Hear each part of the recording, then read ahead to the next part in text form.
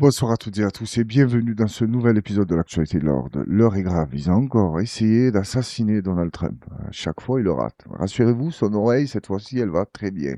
Il n'a même pas eu la chance de voir qui voulait l'assassiner. Moi, vous le savez que j'appelle pas tuer un chef d'État. Je ne suis pas complètement fou. Je suis un fervent défenseur de la démocratie. Quand ça sort de ma bouche, c'est pas choquant, mais quand ça sort de celle d'Obama, il a posté un tweet. Regarde comme c'est magnifique, il nous prend tous pour des amnésiques. Vous évoquiez justement Barack Obama, on va voir la réaction de l'ancien président américain. Bien que nous n'ayons pas encore les détails sur les motifs derrière la fusillade de la nuit dernière, il incombe à nous tous de rejeter l'idée que la violence ait le moindre place dans notre démocratie. C'est aussi un rappel sobre du courage et du sacrifice que les agents des services secrets américains démontrent chaque jour. Et je suis soulagé que l'agent qui a été blessé aille bien. Est-ce que c'est vraiment Barack Obama qui a écrit ça? Parce que là, je comprends plus.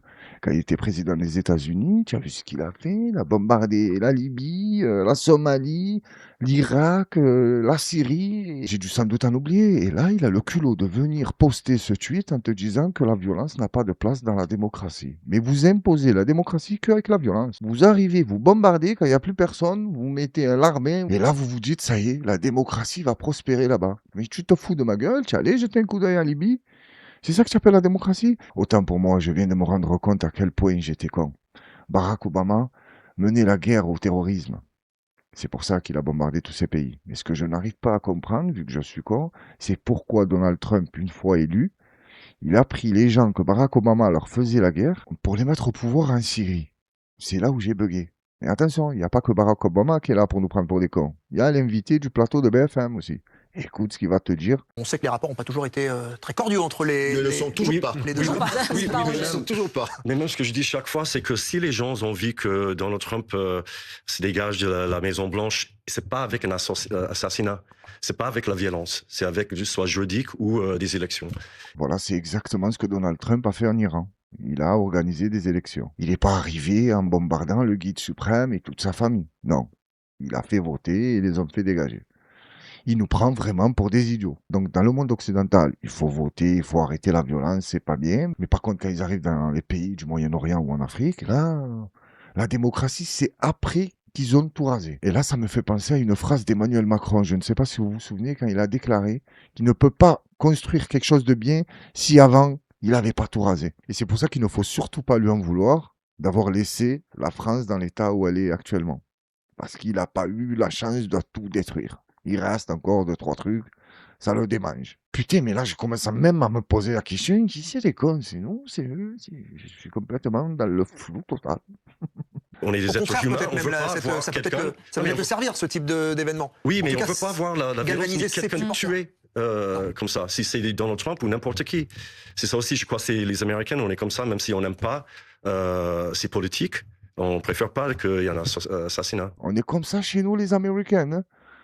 Et tu continues en plus de nous prendre pour des cons. Tu crois qu'on n'a pas suivi la série des États-Unis, là, de 300 ans d'existence? Pendant combien de temps vous avez été en paix sans conflit? J'avais déjà vu une image, 365 ans d'existence, ou je ne sais plus exactement, et 14-15 ans en n'ayant aucun conflit dans le monde. Je me suis dit, c'est pas possible. Ouais, cet État a été créé pour faire la guerre à tous qui ne sont pas d'accord avec eux. Sauf avec les puissants, bien entendu. Je les ai jamais vus faire les malins avec les Russes ou les Chinois.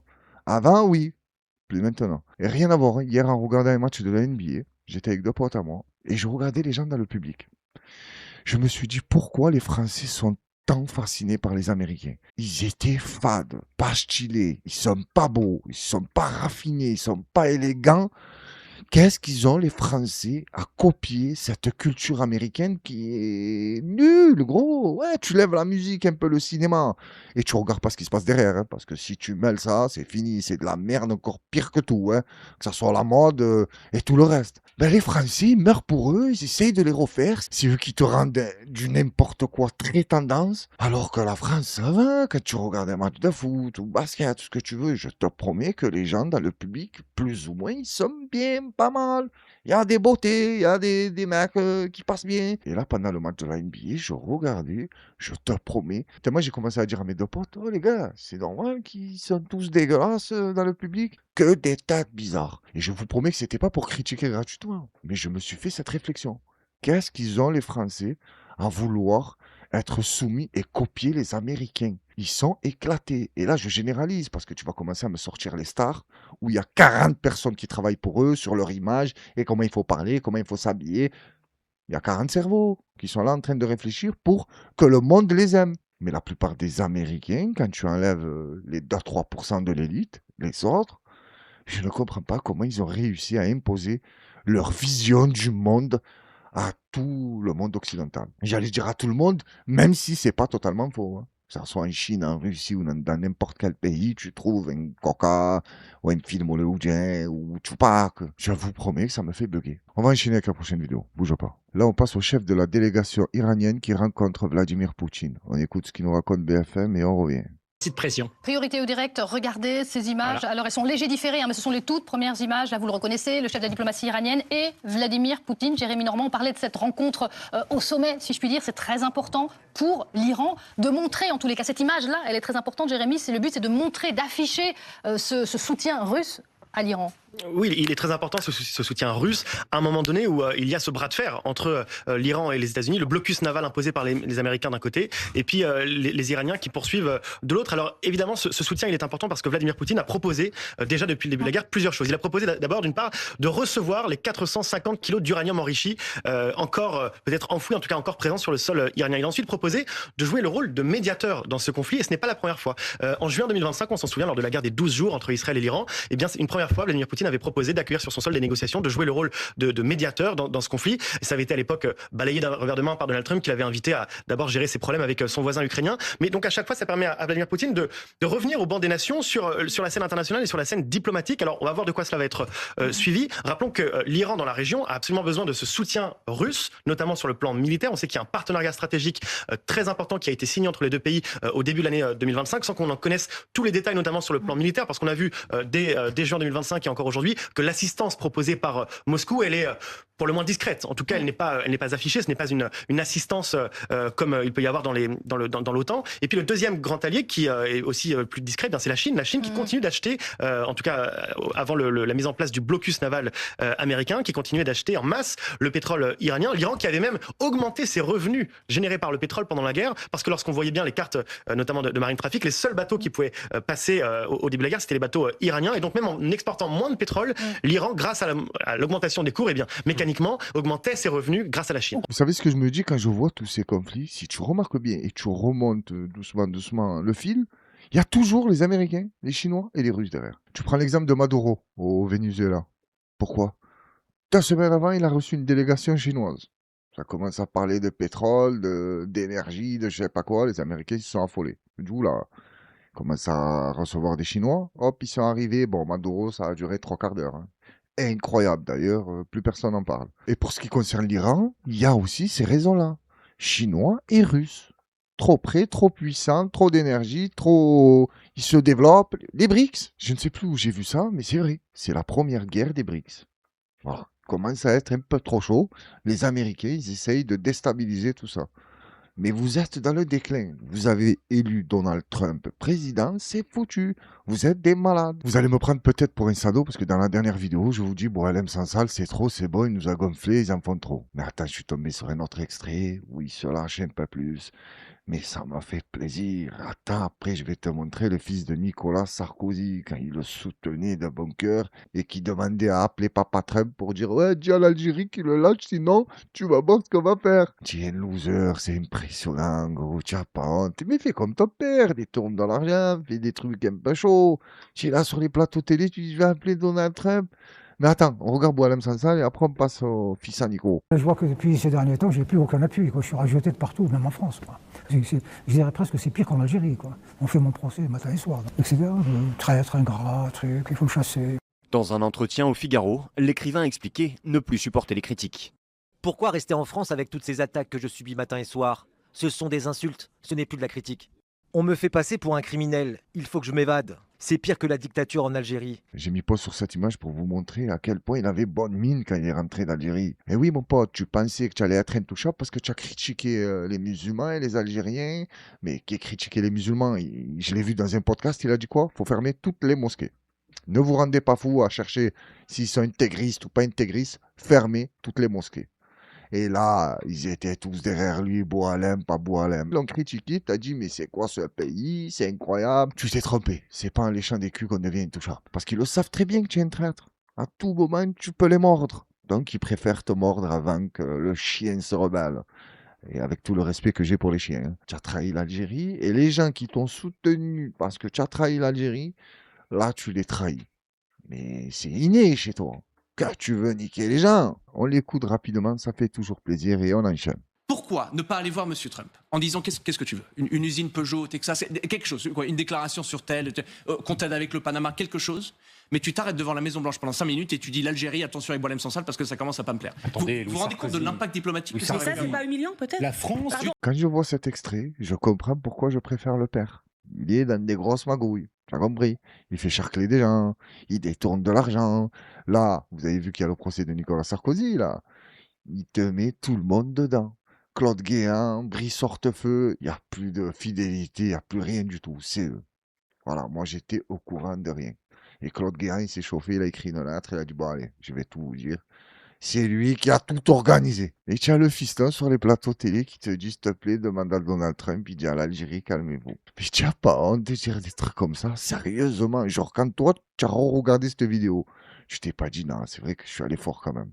On lui donne Peugeot, on fait des déclarations, on se mêle dans le Panama pour Boualem Sansal.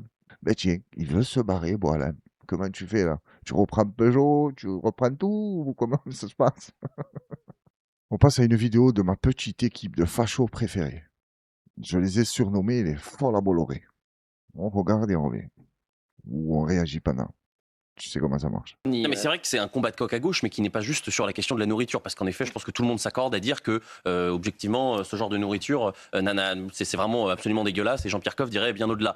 Mais c'est-à-dire qu'il dirait c'est de là. Et Maïté, en regardant notre émission, doit se retourner dans sa tombe. Mais c'est en effet extrêmement politique, parce que vous avez raison. C'est finalement l'ancienne gauche contre la nouvelle gauche. C'est l'ancienne France contre la nouvelle France. Et la nouvelle France, eh ben oui, elle prend du tasti crousti, du master poulet. Le kebab, c'est même suranné. C'est un petit peu caduc. Oui, exactement, c'est caduc, c'est rentré dans la tradition française, ça fait partie de la culture, le kebab. J'ai déjà vu des vidéos de kebab au sanglier. Ça y est, vous êtes mort, le kebab, il est intégré. Maintenant, le problème, c'est le poulet. On continue. Pour cette nouvelle gauche d'ailleurs, vous vous souvenez qui a fait campagne sur le kebab? C'était Benoît Hamon. Qui a fait campagne sur le kebab? Emmanuel Grégoire. Lors de la dernière campagne, la France Insoumise, ils ne font des campagnes sur des kebabs. Tu imagines à quel point il a pris de l'importance dans ce pays? vont même plus au kebab. La France Insoumise, la nourriture 2.0, c'est le tasti crousti, c'est le master poulet. Donc évidemment qu'il y a de la politique derrière. Après, je trouve qu'en termes de débat public, si la gauche se plaint en permanence d'être minoritaire dans les urnes, il ne faut pas qu'elle s'étonne, parce que moi je suis pas de gauche, hein, mais si j'étais un électeur de gauche et que je vois que le principal débat c'est sur la question du master poulet, alors si je peux... Ben moi, si j'avais été un électeur de droite, je serais choqué de votre attitude. Vous parlez toujours de la même chose, voilà, de la gauche et des musulmans. Rien d'autre. Les problèmes économiques, l'insécurité, la santé, les hôpitaux qui ferment l'un après l'autre, les médecins qui sont maltraités. Ça vous concerne pas. Ben, les autres, ils ont choisi de parler de la droite et du poulet. C'est pareil que vous. Je vois pas ce qu'il y a de différent. Vous contredire, cher Jules. Ce serait un plaisir. C'est-à-dire que ça, le fait de faire une succession, comme le dit Amin El Khatmi, de snacks, de kebabs et de restaurants 100% poulet, ça vous change un centre-ville. Hein. Ça vous change un centre-ville. Donc pour moi, j'ai un ami qui vit dans une rue où il y a beaucoup de kebabs, beaucoup de master poulet, beaucoup de tasti crousti. Ça devient de plus en plus compliqué parce qu'en plus, ça se fait au détriment de quoi? Eh bien, d'anciens restaurateurs, par exemple des restaurateurs italiens, des vieilles brasseries françaises qui disparaissent et qui ensuite... Mais pourquoi ils disparaissent? Parce que ton pote qui vit là, j'en suis sûr qu'il ment, mais ton pote qui vit dans la rue où il n'y a que des kebabs et des tagines et des couscous, ben lui, quand il y avait un restaurant italien, il n'y allait pas.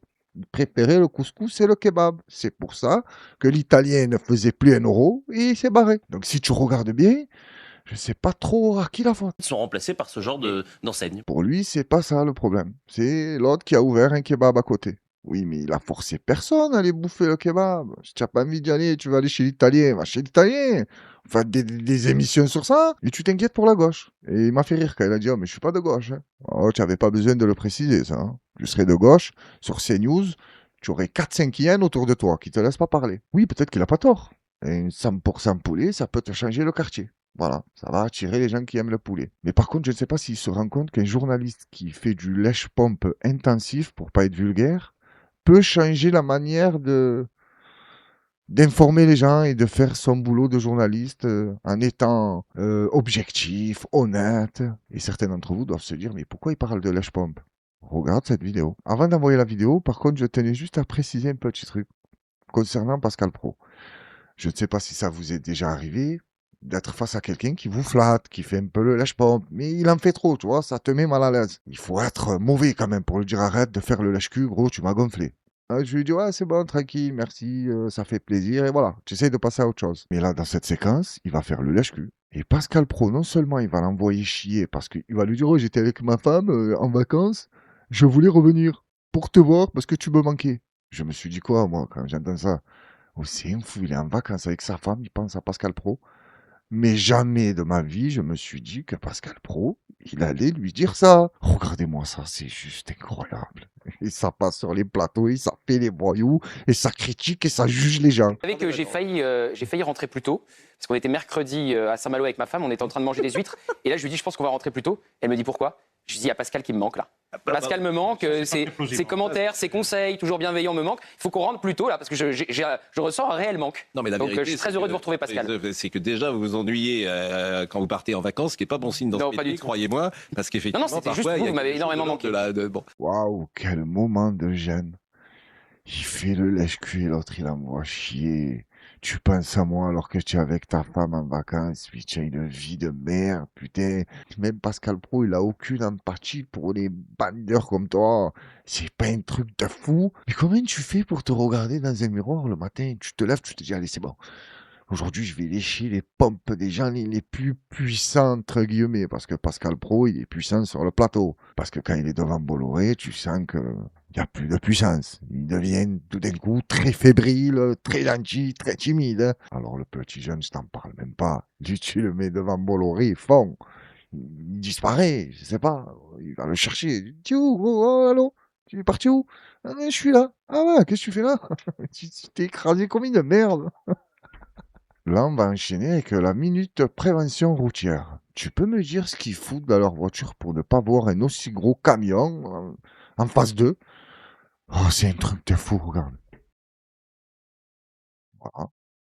Tout droit. Lui aussi, il fait le temps qu'il met. En plus, oui, mais le clignotant, il essaye de tourner quand il y a l'impact. Ouais, lui, il a même pas essayé de freiner. Il a rien vu. C'est trop tard, toi.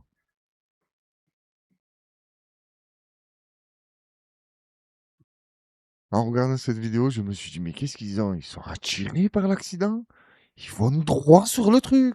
Tu regardais où? J'ai mis rapidement cette petite vidéo pour vous dire, faites attention au volant. Regarde devant toi. Arrête les TikTok, les textos, les nudes. Parce que des fois, au volant, ça t'envoie une poitrine, tu vois plus le camion, tu vois plus l'autoroute, le péage, tu vois plus des gars. Tu as la tête elle est dans le téléphone. Mais bon, une fois que ça te réveille comme ça, à l'hôpital, gros, tu les as oubliés, les nichons. Là, on passe à une vidéo, elle est juste hallucinante. Je ne sais pas où ça se déroule. On va essayer de regarder les plaques d'immatriculation. Mais en regardant la première fois cette vidéo, je me suis dit non, il ne va pas se passer ce que j'espère qu'il ne va pas se passer. Ça s'est passé. Tiens, regarde-moi ça. Déjà, lui, oh là là là là là là, c'est pas passé loin. Hein. J'imagine qu'il traverse l'autoroute pour sauter dans un étang dégueulasse. Je ne sais pas dans quel pays c'est ça. C'est les enfants, qui? Voilà.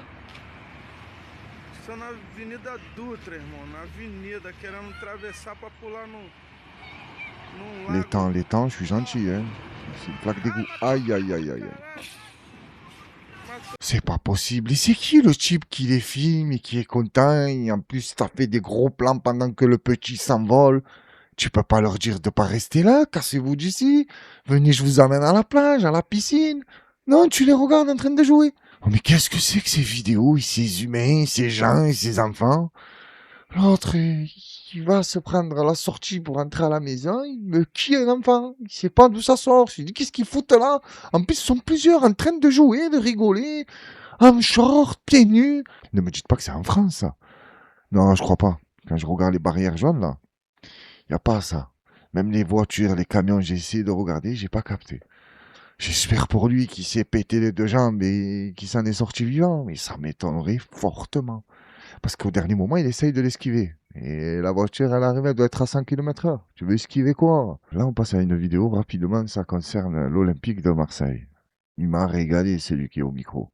Écoute ce qu'il va crier. Mais les gars, normalement, tu vas même pas. C'est bien beau, tu prends le micro, tu lui insultes sa mère, tu lui dis va à Marbella, va voir des tapins. Y a pas de problème. Mais n'y allez pas, videz-moi le stade, plus personne. Ils vous respectent pas, ils jouent pas au ballon, ils touchent une tonne. J'en ai marre, hein.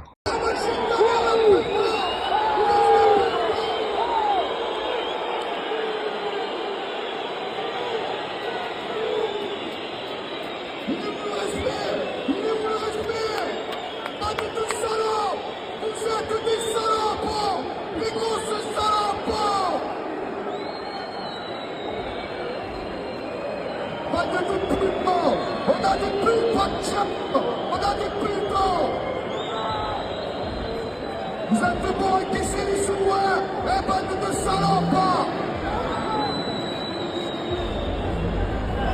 Mets-toi dans le cul, le maillot! Mets-toi dans le cul!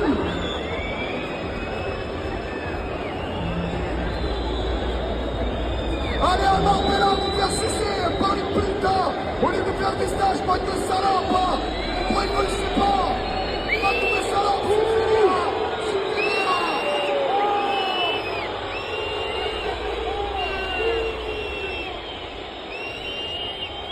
D'après le monsieur qui exprimait ses émotions au micro, il a dit « On n'a pas des joueurs, on a des putes ». Bon, je tiens à préciser que c'est des putes de luxe, de luxe, de luxe. Hein, parce que des 300 000 € par mois, je ne sais pas s'il y a une pute, même à Marbella, où il les a conseillés de retourner. Parce qu'il leur a dit, au lieu d'aller faire des stages, vous allez à Marbella voir des filles de joie. Il a dit, vous pensiez qu'on ne le savait pas? On le sait. Ils s'en foutent que vous le cherchiez ou non. Le stade, il est tout le temps plein. Qui joue bien, qui joue mal. Qui joue bien, c'est un grand mot. Mais vous êtes toujours là. Ok, vous vous plaignez, ça les insulte, il n'y a pas de problème. Mais eux, le salaire, ils ne bougent pas, ils sont toujours là et ils osent rentrer dans le terrain, jouer 90 minutes pour faire des prestations.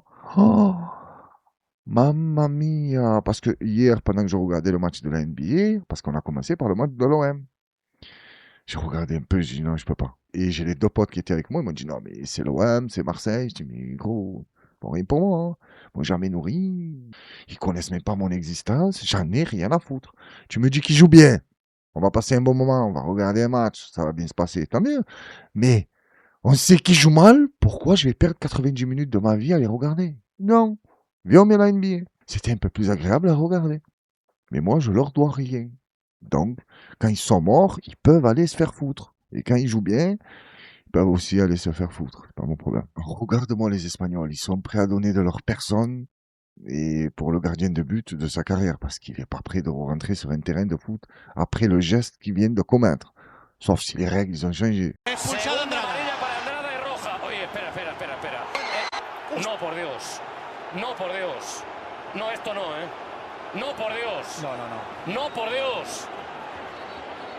No, por Dios. Andrada ha agredido, esto ha no, punido. Esto sobra por completo. Tremendo, tremendo. Esto es una vergüenza. Tremenda imagen del final esto del partido. No se puede. Il s'est dit foutu pour foutu, autant lui enlever ce sourire de sa sale face. Et là, il lui a mis une droite. Et tu as vu comment ça s'est enflammé. Et après, tu vas le voir, il va passer en conférence, il va dire, ouais, je me suis laissé aller, c'est pas bien, je regrette mon geste. Il y a des jeunes qui nous regardent, mais les jeunes qui te regardent, ils sont plus violents que toi, gros. T'excuses même pas. Il t'a pris pour un con, il t'a nargué, tu lui en as mis une. Mais la prochaine fois, il évitera de narguer les gens. Là, je pense que c'est Ludo qui va avoir des problèmes, parce qu'on est en France. Tu n'attrapes pas les gens comme ça et tu les gifles. Même s'ils ont voulu voler une vieille dame. Ah, la bonne action du jour, les amis. Regardez ce fils de pute.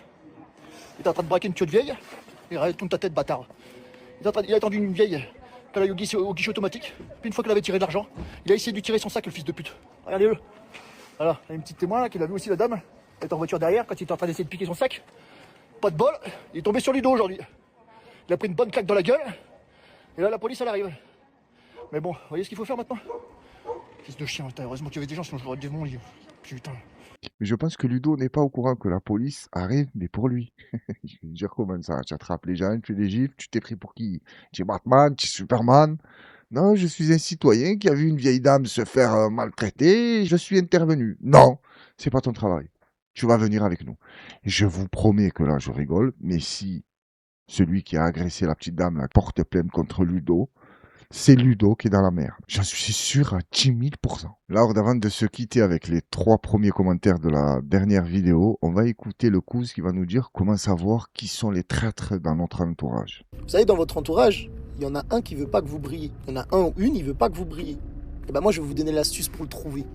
Et il va même pas s'en apercevoir. Écoutez bien. Vous allez prendre votre groupe d'amis ou votre famille, peu importe. Bref, vous prenez votre groupe et vous allez chacun leur raconter une histoire à des périodes différentes. Et vous allez lui dire, tu le gardes pour toi s'il te plaît. Un jour ou l'autre, l'histoire que vous avez donnée à chacun d'entre eux, elle va sortir. Et là, vous dites rien. Vous gardez pour vous parce que vous avez ciblé c'est quelle histoire qui est sortie. Et là, vous allez savoir c'est qui parle. C'est qui vous veut du mal. C'est qui crée de la fitna. Vous allez le savoir. Pourquoi? Parce que l'histoire que vous aurez donnée à chacun, elle va sortir.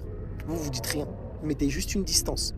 La personne ne va pas comprendre pourquoi. Mais mettez juste une distance. Parce que vous avez ciblé la personne qui veut voir votre chute. Bon, lui, ça se voit qu'il a regardé Game of Thrones il n'y a pas très longtemps. Bon, je sais très bien que c'est bien avant Game of Thrones, mais Tyrion Lannister, il le fait ça. Il va voir 3 personnes, il leur dit ma nièce, je vais la marier avec lui et avec lui. Et après, Cersei, elle vient le voir, lui dit pourquoi tu as voulu marier ma fille avec Abdelmouloud de Tijuana? Il sait que c'est lui qui a parlé, parce qu'il n'a pas raconté la même histoire à tout le monde. Moi, je ne suis pas totalement d'accord avec ce qu'il raconte. Hein. Parce que sur 10 personnes, tu leur racontes 10 histoires différentes, il y en a 8 qui sortent d'histoire. Hein. Tellement, tu vas te perdre. Tu dis à qui j'ai dit ça, à qui j'ai dit pas ça. Le mieux, c'est que tu racontes rien à personne. Tu te méfies, on va dire, à tout le monde. Hein. Même si c'est dur hein, de vivre dans la méfiance de ses proches et tout. Mais on le sait, c'est comme ça depuis la nuit des temps. Les gens qui nous entourent ne nous veulent pas tous du bien. C'est triste, mais c'est comme ça. Donc le mieux, c'est quoi? C'est que tu t'en fous de tout le monde. Voilà, tu fais confiance à personne. Vous allez me prendre peut-être pour un fou, quelqu'un qui n'a pas de cœur. Mais non, justement, au contraire. J'accorde un peu trop d'importance, moi, à l'amitié, l'amour, tu vois, tous ces sentiments-là. C'est pur, c'est propre, c'est net. Mais quand j'ai affaire à des gens qui s'amusent avec ça, ou qui ne le respectent pas, ou qui les fassent ça d'un revers de la main à la première occasion, ben, tu commences à faire attention et tu fais plus confiance à personne. Donc là, ce que je vous conseille de faire, moi, je vous l'ai dit dans la dernière vidéo, faites confiance et vérifiez. On passe au premier commentaire. Et c'est celui de Nico Tremora. Va pour le top 3 mondial de la Horde. Sans déconner, merci pour le taf que tu fais pour l'humanité. Ouais, je pense que vous voulez me voir chialer, en fait. C'est ça le but. Merci pour le commentaire, Nico. Et le deuxième, c'est celui de Shérif Sad. Jacques Beauregard. Tu me crois, j'ai pas compris ton commentaire, le Kouz.